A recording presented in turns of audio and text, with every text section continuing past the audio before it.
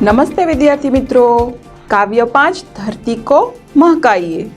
હવે અહીંયા આપણને શું કહેવા માગે છે? ધરતીને કોણ સુગંધિત કરી શકે?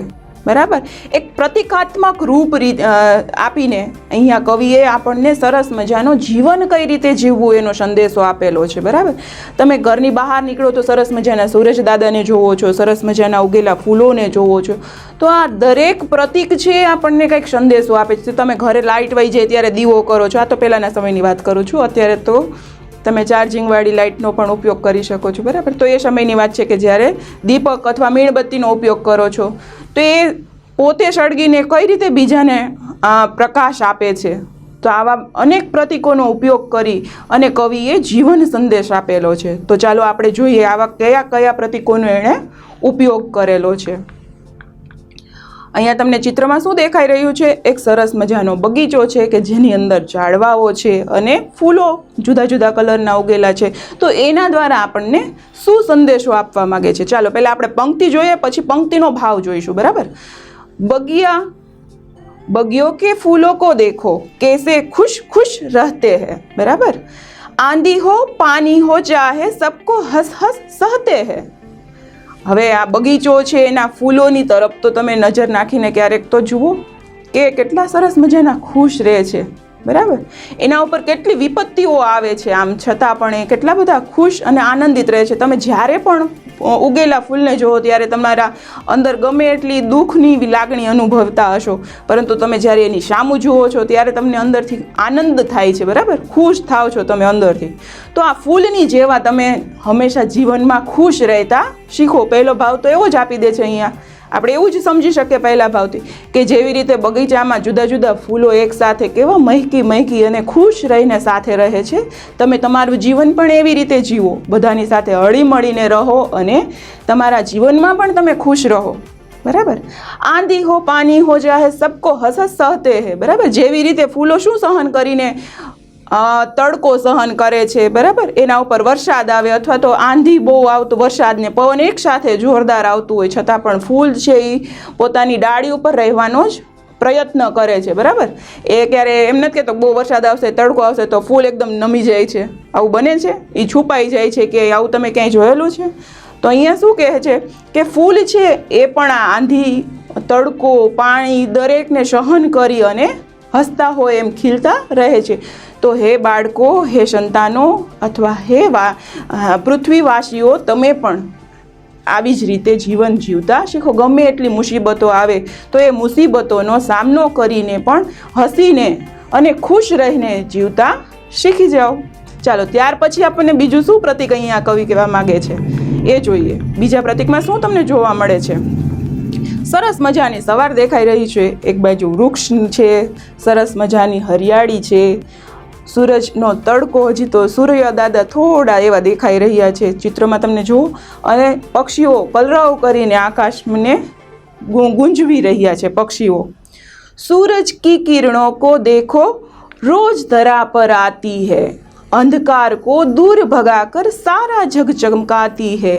જો ગમે એટલું રાત્રિનો અંધકાર હોય તો એ અંધકાર એકદમથી ગાયબ થઈ જાય છે। બરાબર, તમે રાત્રિની સમયમાં લાઇટ ન હોય અને એવી જગ્યાએ એકલા જશો તો તમને ખુદને પણ ડર લાગશે કે આ ક્યાં અંધારામાં અમે આવી ગયા। બરાબર, અને એવી જ રીતે તમને જેવું ખબર પડે કે ચાલો હવે ધીમે ધીમે સવાર થઈ ગયું છે અને સૂરજ દાદા ધીમે ધીમે, હજી તો એ દેખાતા નથી, આમ છતાં પણ અંજવાળું તો આપણે અનુભવીએ છીએ, અંજવાળું થઈ જાય છે અને ધીમે ધીમે તો એ દેખાવા લાગે છે। તો સૂરજ કી કિરણો કો દેખો રોજ ધરા પર આતે હે। એ ક્યારે એવું બને છે કે ચાલો એક દિવસ આજે સૂરજ દાદા ચૂકી ગયા અથવા તો સૂતા રહ્યા અને આજે પૃથ્વી ઉપર અંધકાર છવાયેલો, આવું તો ક્યારેય બનેલું નથી। એ નિયમિત પોતાની ક્રિયાઓ કરે છે। બરાબર, પૃથ્વી રોજ ગોળ ગોળ ફરે છે, તમને ખ્યાલ છે ને, અને એવી જ રીતે દિવસ અને રાત થાય છે। તો ક્યારે પૃથ્વી આમ ફરતી ફરતી બંધ થઈ જાય છે એવું ક્યારે તમે સાંભળેલું છે, જોયેલું છે અથવા અનુભવેલું છે? એ દરેક પોતપોતાનું કાર્ય કરે છે। સૂરજ છે તો એ પોતે છે એ રોજ જે પોતાનું કાર્ય, એટલે કે તમે એને ઉગતા જોવો છો, આથમતા જોવો છો। બરાબર, અંધકારનો અનુભવ કરો છો, ઉજાસનો અનુભવ કરો છો, મધ્યાહનનો અનુભવ કરો છો। અત્યારે ઉનાળામાં મધ્યાહન થાય ત્યારે તમે તડકા બહાર નીકળો ત્યારે ઓહો કેટલી ગરમી છે, કેટલો તાપ છે, કેટલું આપણે પહેરી ઓઢીને નીકળીએ છીએ। બરાબર, કે આ તડકો આપણને શરીરમાં કેવો લાગે છે અથવા તો કેટલી ગરમીનો અનુભવ થાય છે.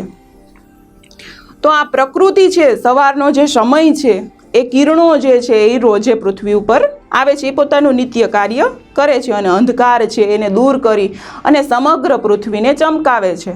તો એવી જ રીતે હે બાળકો અથવા તો હે પૃથ્વીવાસીઓ, તમે એવા પ્રકારનું કાર્ય કરો કે જેનાથી તમારા જીવનમાં પણ ઉજાસ મહેકાઈ જાય, બરાબર, ઉજાસથી ભરાઈ જાય તમારું જીવન, અને સામેવાળાનું જીવનનો જે અંધકાર છે એને પણ તમે દૂર કરો. એવા પ્રકારનું કંઈક કાર્ય કરો, એવા પ્રકારની કંઈક પ્રગતિ કરો કે જેના લીધે તમને પણ ઉપયોગ થાય અને સામેવાળાને પણ ઉપયોગ થાય, એમના જીવનનો પણ કંઈક અંધકાર દૂર થાય, બરાબર. નવા નવા ઇનોવેશન તમે જોવો છો ને, કેટલી ટેકનોલોજીવાળા ઇનોવેશન અત્યારે વૈજ્ઞાનિકો બનાવી રહ્યા છે, બરાબર, અથવા તો યુવાઓ બનાવી રહ્યા છે આજના, આપણે એમ સમજીએ તો એ પોતે તો પોતાનું કાર્ય કરી રહ્યા છે, પરંતુ એનાથી બીજાને પણ અત્યારે ફાયદો થાય છે. તમને ઉનાળામાં ગરમી લાગે છે ત્યારે તમે એસી એવું ચાલુ કરીને બેસી જાઓ છો. આના વિશે તમે ક્યારેય વિચારેલું છે કે આ એસી કોણે બનાવ્યું હશે, બરાબર? આ કેટલી સરસ ટેકનોલોજી આવેલી છે કે આપણને ધૂમ તડકામાં આવીને એકદમથી એસી કરીએ છીએ તો ઠંડક, શિયાળાની જેમ ઠંડી પડતી હોય એવો અનુભવ થાય છે, બરાબર. તો આવી જ રીતે નવા નવા ઇનોવેશન કરી અને સૂરજના કિરણો જેમ પૃથ્વી ઉપર આવી અને પોતાનો પ્રકાશ ફેલાવે છે, એવી જ રીતે તમે તમારા જીવનની અંદર આગળ વધો અને પોતાના કાર્ય કરો, એવું અહીંયા પ્રતીક દ્વારા સમજાવે છે. ચાલો, ત્યાર પછીના પ્રતીકમાં શું દર્શાવેલું છે? એક દીવડો જોવા મળે છે. ચાલો, એક દીપક છે, એ દીપકનું કાર્ય શું છે? તમે ક્યારે દીપકનો ઉપયોગ કરો છો, બરાબર?